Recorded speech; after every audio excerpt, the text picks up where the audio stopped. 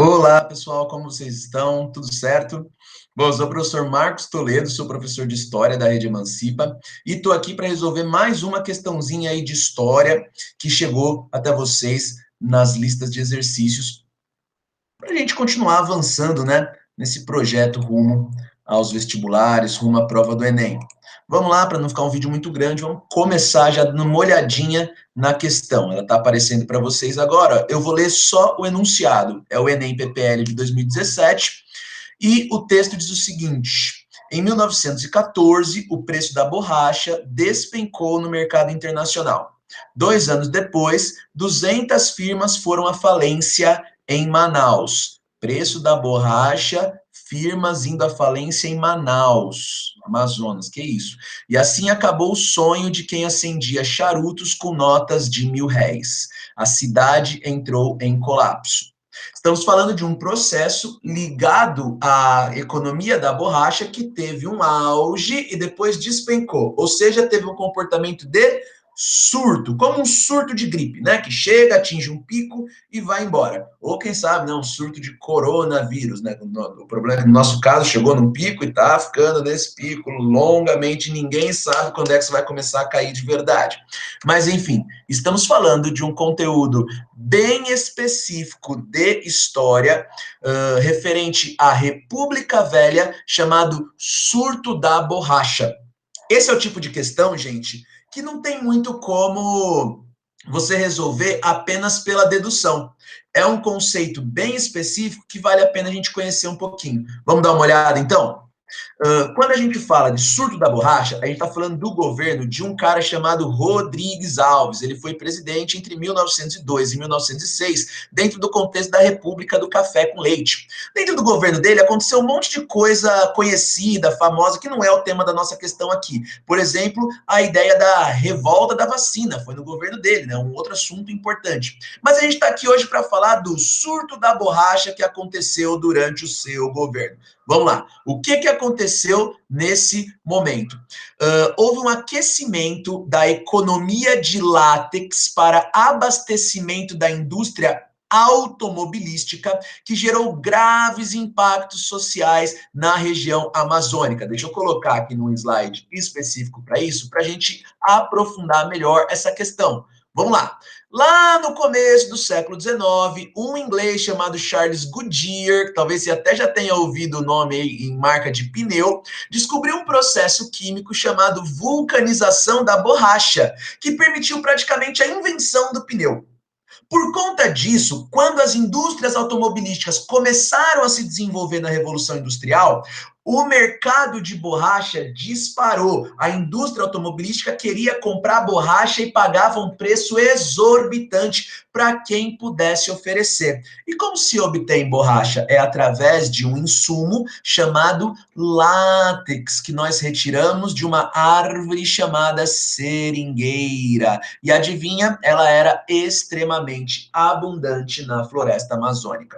A exploração desse material atraiu milhares de trabalhadores de várias regiões do Brasil, mas sobretudo do Nordeste, para a região do Pará, Amazonas e arredores ali, região de floresta amazônica, e permitiu a formação de verdadeiros baronatos da borracha.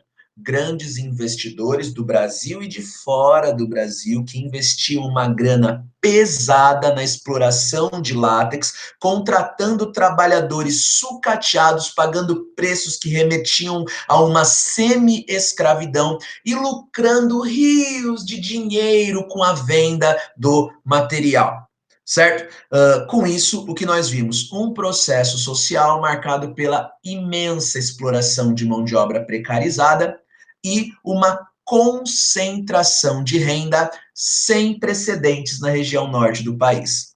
Certo? Vou mostrar umas imagens aqui, ó. Você vê imagens dos trabalhadores comuns que retiravam o material, né, se embrenhavam nas florestas, muitas vezes por dias, contraindo doenças como malária, febre amarela, se arriscando no mato com pouca comida, muitas vezes se perdendo. Muitos morreram nesse tipo de atividade para enriquecer verdadeiros barões que ficavam riquíssimos, como a arquitetura de algumas regiões no Pará e no Amazonas, até hoje remontam. Se você está andando em algumas regiões de capitais de estados da região norte do país, né, como Manaus e Belém, você ainda tem acesso, você ainda consegue ver nas ruas elementos arquitetônicos daquela época, que foram construídos com o dinheiro que se ganhou com a venda de borracha. Porém, como nem tudo, né, como nada, na verdade, dura para sempre, a partir mais ou menos da segunda década do século XX, a produção de látex começou a contar com uma concorrência meio desleal. Ingleses começaram a levar o produto, a seringueira, para outras regiões do mundo que tinham clima e solo mais ou menos parecido com o amazônico, sobretudo no sudeste asiático, como por exemplo na região da Indonésia, e começaram a ofertar mais produto no mercado. Aí aquela lógica de oferta e demanda, gente. Começou a oferecer borracha demais, o preço do produto caiu e já não valia mais a pena a exportação do produto para a Inglaterra nos novos preços de mercado. Com isso, a produção de látex despencou, os investidores saíram e a região ficou completamente abandonada. Adivinha, os trabalhadores precarizados que foram levados para lá não tinham como voltar para suas terras no Nordeste e acabaram formando uma verdadeira multidão de excluídos sociais. Ou seja, no fim das contas, o surto da borracha acabou resultando em mais exploração do trabalho, mais miséria, na morte de incontáveis trabalhadores e uma maior concentração de renda nesse nosso país tão desigual. Bom, agora que a gente viu tudo isso, chegar na resposta fica mais fácil, né?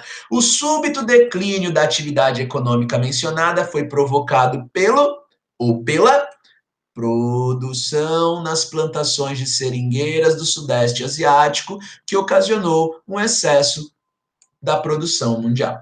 Certo, gente? É isso aí. Questãozinha enroladinha, né? A gente precisava de um conhecimento bem específico para conseguir resolvê-la, mas é isso. Turma, até uma próxima. Bons estudos para vocês. Beijão, é nóis. Até mais.